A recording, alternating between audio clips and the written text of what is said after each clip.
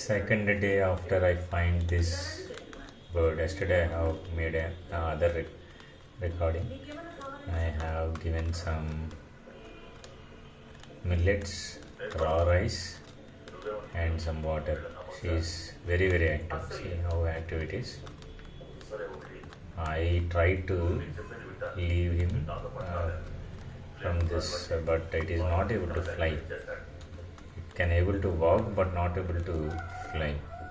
That is the reason I am still holding it in my basket. I will leave this once it is able to fly. See how active it is. I will show you.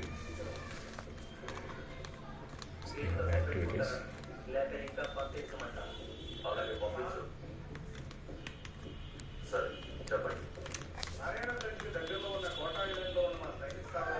See how active it is.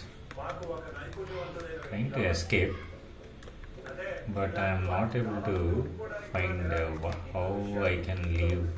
Give some suggestions here. If somebody knows about this bird, give some suggestions how it, at what age it will fly.